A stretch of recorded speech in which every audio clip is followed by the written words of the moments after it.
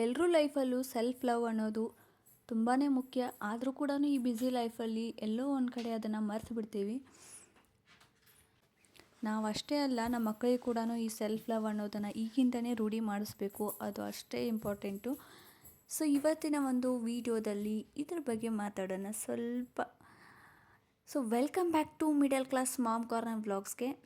So ಯಾರೆಲ್ಲ video ನೋಡ್ತಾ ಇರೋ ಅವ್ರಿಗೆಲ್ಲರೂ ಕೂಡ ಥ್ಯಾಂಕ್ ಯು ಸೋ ಮಚ್. ಹಾಗೆ ಇಷ್ಟ ಆಗಿದ್ರೆ ಲಾಸ್ಟಲ್ಲಿ ಒಂದು ಲೈಕ್ ಕೊಟ್ಟು ಚಾನಲ್ನ ಸಬ್ಸ್ಕ್ರೈಬ್ ಮಾಡ್ಕೊಳ್ಳಿ, ಇದೇ ಮೋಟಿವೇಟ್ ವೀಡಿಯೋಗೋಸ್ಕರ.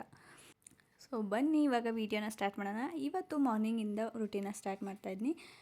ಲಂಚ್ ಬಾಕ್ಸ್ಗೆ ಅಂತ ಹೇಳ್ಬಿಟ್ಟು ಹೆಸರುಕಾಳು ಪಲ್ಯ, ಮಸಾಲೆ ರೈಸ್, ಪುಲಾವ್, ಹಾಗೆ ನಾಷ್ಟಾಕ್ಕೆ ಅಂತ ಹೇಳ್ಬಿಟ್ಟು ರಾಗಿ ದೋಸೆ ಮಾಡಿದ್ದೆ. ಪರ್ಫೆಕ್ಟಾಗಿ ಬಂದಿತ್ತು. ಸೊ ಒಂದು ಸರ್ತಿ ನಾನು ರಾಗಿ ಹಿಟ್ಟಿಂದ ಮಾಡಿದ್ದೆ, ಅದು ಅಷ್ಟೊಂದೇನು ಸರಿ ಬರಲಿಲ್ಲ. ಆದರೆ ಯಾವ ಥರ ಇವಾಗ ದೋಸೆಗೆಲ್ಲ ಅಕ್ಕಿ ನೆನೆ ಇಡ್ತೀವಲ್ವ, ಅದೇ ಥರ ರಾಗಿ ನೆನೆ ಇಟ್ಟು ಮಾಡಿದ್ದೆ. ಬಟ್ ಪರ್ಫೆಕ್ಟಾಗಿ ಬಂದಿತ್ತು. ಒಂದು ಸರ್ತಿ ಟ್ರೈ ಮಾಡಿ ನೋಡಿ. ಮೆಜರ್ಮೆಂಟ್ ಏನಾದ್ರು ಬೇಕಾಗಿದ್ದರೆ ಕಮೆಂಟ್ ಮಾಡಿ, ಓಕೆನಾ. ಸೊ ಇಲ್ಲಿ ನಾನು ಕುಕ್ಕರಲ್ಲಿ ಒಂದು ಸ್ಪೂನ್ ಹಾಕಿದೆ. ಆ ಸ್ಪೂನ್ ಯಾಕೆ ಅಂದರೆ, ಆ ಸ್ಪೂನ್ ಹಾಕಿದರೆ ನಿಮಗೆ ಮೇಲ್ಗಡೆ ಎಲ್ಲ ನೀರು ಚೆಲ್ಲೋದಿಲ್ಲ, ಓಕೆನಾ. ಸೊ ಹಾಗಾಗಿ ಒಂದು ಕುಕ್ಕರಲ್ಲಿ ಏನಾದ್ರು ಕಾಳು ಕುದಿಯೋಕೆ ಇಡುವಾಗ ಅಥವಾ ಅನ್ನನೇ ಆಗಿರ್ಬೋದು ಇಡುವಾಗ ಒಂದು ಸ್ಪೂನ್ ಹಾಕಿದರೆ ಎಕ್ಸ್ಟ್ರಾ ನೀರು ಏನಿರುತ್ತೆ ಅದು ಹೊರಗಡೆ ಚೆಲ್ಲೋದಿಲ್ಲ. ನೋಡಿ ಎಷ್ಟು ಕ್ಲೀನಾಗಿ ಕಾಳು ಕೂಡ ಕುದಿದೆ, ಹಾಗೆ ಕುಕ್ಕರ್ ಕೂಡ ಒಂದು ಸ್ವಲ್ಪ ಕೂಡ ಹೊಲಸಾಗಿಲ್ಲ. ಅಂದರೆ ನೀರು ಚೆಲ್ಲಿಲ್ಲ, ನೀರು ಹತ್ತಿಲ್ಲ, ಏನೂ ಆಗಿಲ್ಲ. ಹಾಗಾಗಿ ಒಂದು ಸ್ಪೂನ್ ಹಾಕೋದ್ರಿಂದ ಕುಕ್ಕರ್ ಹೆಂಗಿರುತ್ತೆ ಹಂಗೆ ಇರುತ್ತೆ, ಕಾಳು ಕುದ್ದಿರುತ್ತೆ, ಓಕೆನಾ. ಈ ಟಿಪ್ ಏನಾದರೂ ಇಷ್ಟ ಆಗಿದ್ರೆ ಪ್ಲೀಸ್ ಒಂದು ಲೈಕ್ ಮಾಡಿ. ಸೊ ಕಾಳೆಲ್ಲ ಚೆನ್ನಾಗಿ ಕುದ್ದಿತ್ತು. ಆಯಿತು, ಇನ್ನು ಒಗ್ಗರಣೆ ಹಾಕಿಬಿಟ್ಟು ಆಮೇಲೆ ರೈಸ್ ಮಾಡ್ಕೊಂಡ್ರೆ ಆಯಿತು ಹೇಳಿ ಪಲ್ಯ ಒಗ್ಗರಣೆ ಹಾಕ್ತಾಯಿದ್ದೀನಿ. ನೀವು ಯಾವುದೇ ಸ್ಪೆಷಲ್ ಪಲ್ಯ ಮಾಡಿದರೂ ಕೂಡ ಈ ಮಸಾಲೆ ಖಾರ ಹಾಕಿ ಮಾಡೋ ಪಲ್ಯ ರುಚಿ ಯಾವ ಪಲ್ಯಕ್ಕೂ ಬರೋದಿಲ್ಲ ಅಲ್ವಾ. ಅಷ್ಟು ಚೆನ್ನಾಗಿರುತ್ತೆ. ಏನಿಲ್ಲ, ಈ ಮಸಾಲೆ ಖಾರ ಒಂದಿದ್ದರೆ ಸಾಕು, ಬೇರೆ ಯಾವ ಪೌಡರು ಬೇಡ, ಯಾವ ಮಸಾಲ ಪೌಡರು ಬೇಡ. ನಾವು ಮನೇಲಿರೋ ಹೌಸ್ ವೈಫ್ಗಳು ಏನು ಮಾಡ್ತೀವಿ, ಮನೆ ಕೆಲಸ, ಆ cleaning, bedroom clean, hall clean, kitchen clean, balcony clean, ಎಲ್ಲನೂ ಕ್ಲೀನ್ ಮಾಡ್ಕೋತೀವಿ, ಎಲ್ಲನೂ ಸ್ವಚ್ಛವಾಗಿಡ್ತೀವಿ, ನೀಟಾಗಿಡ್ತೀವಿ. ಬಟ್ ನಮ್ಮ ಕೇರ್ನ ನಾವೇ ಮಾಡ್ಕೊಳ್ಳೋದಿಲ್ಲ, ಓಕೆನಾ. ಸೊ ಅದು ನೆನಪಾಗೋದಿಲ್ವೋ ಅಥವಾ ಹೋಗಲಿ ಬಿಡು ಅಂತ ನೆಗ್ಲೆಕ್ಟ್ ಮಾಡಿನೋ ಒಟ್ನಲ್ಲಿ ಬಿಟ್ಟಿರ್ತೀವಿ. ಅದು ಯಾವಾಗ ಗೊತ್ತಾಗುತ್ತೆ ಅಂದರೆ, ಎಲ್ಲರೂ ಯಾರ್ದಾದ್ರು ಮನೆಗೆ ಹೋಗ್ಬೇಕಂದ್ರೆ ಅಥವಾ ಎಲ್ಲರೂ ಫಂಕ್ಷನ್ಗೆ ಹೋಗ್ಬೇಕಂದ್ರೆ ಆವಾಗ ನಮ್ಗೆ ಅರಿವಾಗುತ್ತೆ, ಅಯ್ಯೋ ನನ್ನ ಹೇರ್ ಹೀಗಿದೆ, ನನ್ನ ಫೇಸ್ ಹಿಂಗಾಗಿದೆ, ನಾನು ಕೇರ್ ಮಾಡ್ಕೊಂಡಿಲ್ಲ, ಕೇರ್ ಮಾಡ್ಕೋಬೇಕಾಗಿತ್ತು ಅಂತ ಹೇಳಿ. ಬಟ್ ಅದಕ್ಕಿಂತ ಮುಂಚೆ ನಾವೇ ಏನು ಮಾಡಬೇಕು ಅಂದರೆ, ನಮಗೆ ಅಂತ ಹೇಳ್ಬಿಟ್ಟು ಒಂದು ಸ್ವಲ್ಪ ಸಮಯನ ಎತ್ತಿಟ್ಬಿಟ್ಟು ಎಲ್ಲ ಮಾಡ್ಕೊಳ್ಳಿ. ನಿಮ್ಮ ಮನೆ ಕೆಲಸ ಏನಿದೆ ಕೆಲಸ ಮಾಡ್ಕೊಳ್ಳಿ, ನಿಮ್ಮ ಕರ್ತವ್ಯ ಏನಿದೆ ಅದನ್ನೆಲ್ಲ ಮುಗಿಸಿ ಒಂದು ಸ್ವಲ್ಪ ಟೈಮಲ್ಲಿ ನಿಮಗೆ ಅಂತ ಟೈಮ್ ಕೊಟ್ಕೊಂಡು ಅದರಲ್ಲಿ ನಿಮ್ಮ ಒಂದು ಸ್ಕಿನ್ ಕೇರ್ ರುಟೀನ್ ಆಗಿರ್ಬೋದು, ನಿಮ್ಮ ಫೇಸ್ ರುಟೀನ್ ಕೇರ್ ಆಗಿರ್ಬೋದು, ಅಥವಾ ನಿಮಗೇನು ಇಷ್ಟ, ನಿಮ್ಮ ಒಂದು ಹಾಬಿ ಏನಿದೆ ಅದನ್ನು ನೀವು ಅಬ್ಸರ್ವ್ ಮಾಡಿಕೊಂಡು ಅದರಲ್ಲಿ ಅದನ್ನು ಕೂಡ ಕಂಟಿನ್ಯೂ ಮಾಡಿ, ಓಕೆನಾ. ಸೊ ಕೆಲವೊಬ್ಬರಿಗೆ ರಂಗೋಲಿ ಕಲಿಯೋದ್ರಲ್ಲಿ, ಕೆಲವೊಬ್ಬರಿಗೆ ಮೆಹಂದಿ ಕಲಿಯೋದ್ರಲ್ಲಿ, ಇನ್ನು ಕೆಲವೊಬ್ರಿಗೆ ಇವಾಗೆಲ್ಲ ಫ್ಯಾಷನ್ ಬೇರೆ ಬೇರೆಯೇ ಇದೆ. ಸೊ ಅದರಲ್ಲಿ ಇಂಟ್ರೆಸ್ಟ್ ಇದ್ದರೆ ಅದ್ರ ಬಗ್ಗೆ ಏನಾದರೂ ಸರ್ಚ್ ಮಾಡಿ, ಅದ್ರ ಬಗ್ಗೆ ತಿಳ್ಕೊಳ್ಳಿ. ಸೊ ಆವಾಗ ಏನಾಗುತ್ತೆ ಅಂದರೆ ಸ್ವಲ್ಪ ನಿಮ್ಮದು ಮೈಂಡ್ ಸ್ವಲ್ಪ ಡೈವರ್ಟ್ ಆಗುತ್ತೆ. ಬರೀ ಕೆಲಸ ಕೆಲಸ ಕೆಲಸ ಕೆಲಸ ಅಂತ ಕೂತ್ರೆ ಬೋರ್ ಆಗೋ ಚಾನ್ಸಸ್ ಇರುತ್ತೆ. ಹಾಗಾಗಿ ಅದನ್ನೇ ಬಿಟ್ಟು ಒಂದು ಸ್ವಲ್ಪ ನಿಮ್ಮ ಆಸೆಗಳ ಕಡೆನೂ ಒಂದು ಸ್ವಲ್ಪ ಟೈಮ್ ಕೊಟ್ಟಾಗ ಅಲ್ಲಿ ಒಂದು ಸ್ವಲ್ಪ ಮೈಂಡ್ಸೆಟ್ ಚೇಂಜ್ ಆಗುತ್ತೆ. ನಿಮಗೂ ಕೂಡ ಒಂದು ಹೊಸ ಫ್ರೆಶ್ನೆಸ್ ಸಿಕ್ಕಂಗಾಗುತ್ತೆ. ಇನ್ನು ಸೆಕೆಂಡ್ ಒನ್ ಬಂದುಬಿಟ್ಟು, ದಿನದಲ್ಲಿ ಒಂದು ಅರ್ಧ ಗಂಟೆನೋ ಅಥವಾ 1 ಗಂಟೆನೋ ನಿಮಗೆ ಅಂತ ಒಂದು ಸ್ವಲ್ಪ ಟೈಮ್ ಎತ್ತಿಡಿ. ಅಂದರೆ ನಿಮ್ಮ ಮನಸ್ಸಿನ ಜೊತೆ ಮಾತಾಡೋಕ್ಕೆ ಟ್ರೈ ಮಾಡಿ ನೋಡಿ, ಓಕೆನಾ. ಸೊ ಏನಪ್ಪ ಇವರು ಮನಸ್ಸಿನ ಜೊತೆ ಮಾತಾಡಬೇಕು, ಹೆಂಗೆ ಮಾತಾಡಬೇಕು ಅಂತ ಅಲ್ಲ,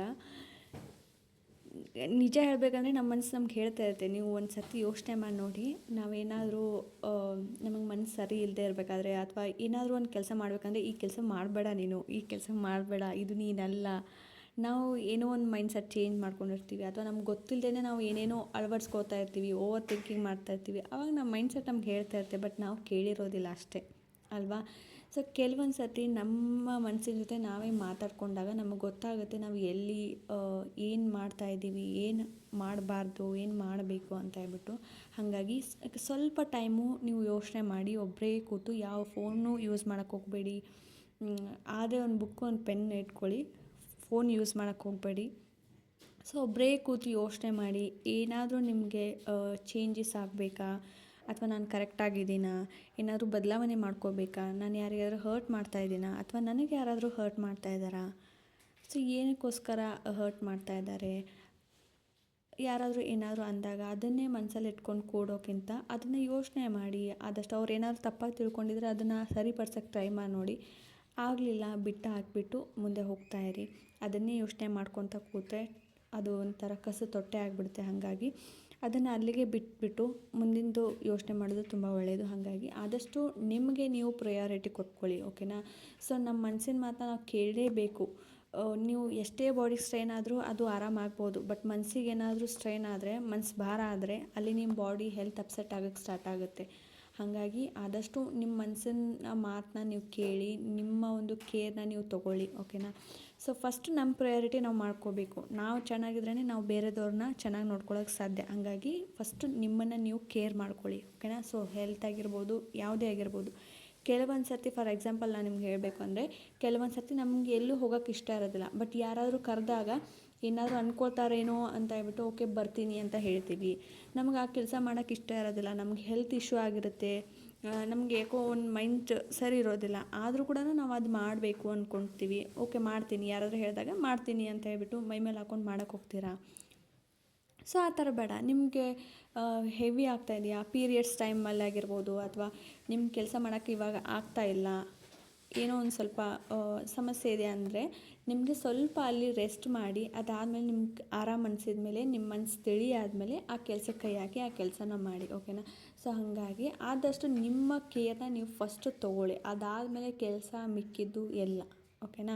ಹಾಗಾಗಿ ಇವಾಗ ನೋಡಿ ನಿಮಗೆ ಸ್ಟ್ರೆಸ್ ಇದೆ, ನಿಮಗೇನೋ ತಲೆ ನೋಯ್ತಾ ಇದೆ, ಆದರೂ ಕೂಡ ಈ ಕೆಲಸ ಮಾಡಲೇಬೇಕು. ಯಾರೋ ಏನೋ ತಿಳ್ಕೊತಾರೆ ಅಂತನೋ ಏನೇ ಆಗಿರ್ಬೋದು, ನೀವು ಆ ಕೆಲಸ ಮಾಡಬೇಕು ಅಂತ ಮಾಡಿದರೆ ಅಲ್ಲಿ ಏನಾಗುತ್ತೆ ಅಂದರೆ ಸ್ಟ್ರೆಸ್ ಆಗಿಬಿಡುತ್ತೆ ಜಾಸ್ತಿ. ಆ ಸ್ಟ್ರೆಸ್ಸಿಂದ ನೀವು ಯಾರ ಮೇಲಾದರೂ ಸಿಟ್ಟಿಗೆ ಇರೋದು ಏನೋ ಒಂದಾದರೆ ಯಾರು ಕೂಡ ಅಡ್ಜಸ್ಟ್ ಮಾಡ್ಕೊಳ್ಳಲ್ಲ, ಹಿಂದಿಂದ ಯಾರೂ ಅರ್ಥ ಮಾಡ್ಕೊಳ್ಳಲ್ಲ. ಅಂದರೆ ಅವಳಿಗೆ ತಲೆ ನೋಯ್ತಾ ಇದೆ ಅದಕ್ಕೆ ಈ ಥರ ರಿಯಾಕ್ಟ್ ಮಾಡಿದ್ರು ಅಂತ ಯಾರೂ ತಿಳ್ಕೊಳ್ಳಲ್ಲ.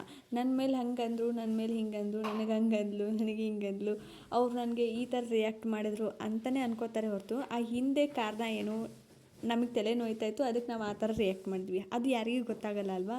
ಹಾಗಾಗಿ ಈ ಪ್ರಾಬ್ಲಮ್ ಆಗಬಾರ್ದು ಅಂತ ಅಂದರೆ ಮೊದಲು ನಮಗೆ ನಾವು ಕರೆಕ್ಟಾಗಿ ನಮ್ಮ ಪ್ರಯಾರಿಟಿ ಕೊಟ್ಕೊಂಡು ನಮ್ಮ ಬಾಡಿಗೆ ಏನು ಬೇಕು, ಇವಾಗ ರೆಸ್ಟ್ ಬೇಕಾ, ಓಕೆ ಒಂದು 10 ನಿಮಿಷ ರೆಸ್ಟ್ ಮಾಡಿ, ಅದಾದಮೇಲೆ ಕೆಲಸ ಮಾಡಿ, ರೆಸ್ಟ್ ಮಾಡಿ ಅಲ್ವಾ.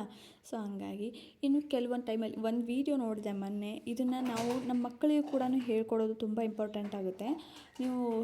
ನೀವು ಕೂಡ ನೋಡಿರ್ಬೋದು. ಒಂದು ಆ್ಯಪಲ್ ಇರುತ್ತೆ, ಅಮ್ಮ ಅರ್ಧ ಆ್ಯಪಲ್ ತೊಗೊಂಡ್ಬಿಡ್ತಾರೆ, ಇನ್ನು ಮಿಕ್ಕಿದ್ದರ್ಧ ಪಾಪು ತೊಗೊಂಡ್ಬಿಡುತ್ತೆ, ಮಗು ತೊಗೊಂಡ್ಬಿಡುತ್ತೆ. ಆದರೆ ಅಪ್ಪಂಗೇನೂ ಸಿಗೋದಿಲ್ಲ. ಹಾಗಾಗಿ ಆ ಮಗು ಏನು ಮಾಡುತ್ತೆ, ತನ್ನ ಕೈಯಲ್ಲಿರೋ ಆ್ಯಪಲ್ನ ಪೂರ್ತಿಯಾಗಿ ಅಪ್ಪಂಗೆ ಕೊಟ್ಬಿಡುತ್ತೆ. ಆವಾಗ ಅಕ್ಕಪಕ್ಕ ಇರೋರೆಲ್ಲ ಖುಷಿಯಾಗಿ ಕ್ಲಾಪ್ಸ್ ಹೊಡಿತಾರೆ. ಆವಾಗ ಆ ಮಗುಗೆ ಏನಾಯಿತು ಅಂದರೆ ಮೈಂಡ್ಸೆಟ್ಟಲ್ಲಿ ಆ ಮಗು ತಿಳ್ಕೊಳುತ್ತೆ, ಓಕೆ ನನ್ನ ಹತ್ರ ಇರೋದನ್ನು ನಾನು ಕೊಟ್ಟರೆ ಜನ ಖುಷಿ ಪಡ್ತಾರೆ, ನನಗೆ ಹೊಗಳ್ತಾರೆ, ನನಗೆ ಕ್ಲಾಪ್ಸ್ ಹಾಕ್ತಾರೆ, ನಾನು ಒಳ್ಳೆಯವಳು ಅಂತ ಅಂತಾರೆ ಅಂತ ಹೇಳ್ಬಿಟ್ಟು ಮೈಂಡ್ಸೆಟ್ಟಲ್ಲಿ ಕೂತ್ಬಿಡ್ತು ಅಲ್ವಾ. ಹಾಗಾಗಿ ಆ ಮಗು ಏನಾಗುತ್ತೆ, ಕಂಟಿನ್ಯೂ ಆಗಿ ಇವಾಗ ನಾವು ಕೂಡ ಮಾಡ್ತಾ ಇರೋದು ಅದೇ, ಅದನ್ನೇ ಅಳವಡಿಸ್ಕೊಂಡ್ಬಿಡ್ತೆ. ಓಕೆ ನನ್ನ ಕೈಯಲ್ಲಿರೋದನ್ನು ನಾನು ಕೊಟ್ಟರೆ ಜನ ನನಗೆ ಒಳ್ಳೆಯವ್ರು ಅಂತಾರೆ, ನಾನು ಖುಷಿ ಪಡ್ತಾರೆ ಅಂತ ಹೇಳ್ಬಿಟ್ಟು ಎಲ್ಲನೂ ಸ್ಯಾಕ್ರಿಫೈಸ್ ಮಾಡ್ತಾ ಬರುತ್ತೆ. ಒಂದು ಟೈಮಲ್ಲಿ ಅದಕ್ಕೆ ಅನಿಸುತ್ತೆ ಸಾಕಾಗಿ, ಎದುರುಗಡೆ ಇರೋರು ಅಥವಾ ಅದಕ್ಕೆ ಬೇಕಾದಾಗ ಎದುರುಗಡೆ ಇರೋರು ಹೆಲ್ಪ್ ಮಾಡಿಲ್ಲ ಅಂದರೆ, ಎದುರುಗಡೆ ಇರೋರು ಕೊಡಲಿಲ್ಲ ಅಂದರೆ ಆವಾಗ ಅವ್ರ ಮೇಲೆ ಜಿಗುಪ್ಸೆ ಬರೋಕ್ಕೆ ಸ್ಟಾರ್ಟ್ ಆಗುತ್ತೆ, ಕೋಪ ಬರೋಕ್ಕೆ ಸ್ಟಾರ್ಟ್ ಆಗುತ್ತೆ. ಹಾಗಾಗಿ ಮಕ್ಕಳಿಗೂ ಕೂಡ ನಾವು ಹೇಳ್ಕೊಡ್ಬೇಕು, ಓಕೆ ಫಸ್ಟು ನಿನ್ನನ್ನು ನೀನು ನೋಡ್ಕೊ, ಅದಾದಮೇಲೆ ನೀವು ಮತ್ತೊಬ್ಬರನ್ನ ಕೇರ್ ಮಾಡು ಅಂತ ಹೇಳಿ. ನಾವು ಅದನ್ನು ಮಾಡೋದಿಲ್ಲ. ಫಸ್ಟು ಚಿಕ್ಕವನು ದೊಡ್ಡವನು ಯಾರಾದರೂ ಇದ್ದರೆ ಮೊದಲು ಕೊಟ್ಬಿಡು ಅಂತ ಕೊಡಿಸ್ಬಿಡ್ತೀವಿ. ಹಾಗಾಗಿ ಅವ್ರಿಗೆ ಕೂಡ ಇದನ್ನು ಹೇಳ್ಕೊಡೋದು ತುಂಬಾ ಮುಖ್ಯ ಅಂತ ನನಗನ್ಸುತ್ತೆ. ಸೊ ಇವತ್ತಿನ ಒಂದು ವಿಡಿಯೋ ಇದಾಗಿತ್ತು. ಫಸ್ಟ್ ನಿಮ್ಮ ಪ್ರಯಾರಿಟಿ ನೀವು ನೋಡ್ಕೊಳ್ಳಿ, ಅದಾದಮೇಲೆ ಬೇರೆದವ್ರನ್ನ ಕೇರ್ ಮಾಡಿ. ಸೊ ಸಿಗ್ತೀನಿ ನೆಕ್ಸ್ಟ್ ವಿಡಿಯೋದಲ್ಲಿ. ಟೇಕ್ ಕೇರ್, ಬಾಯ್.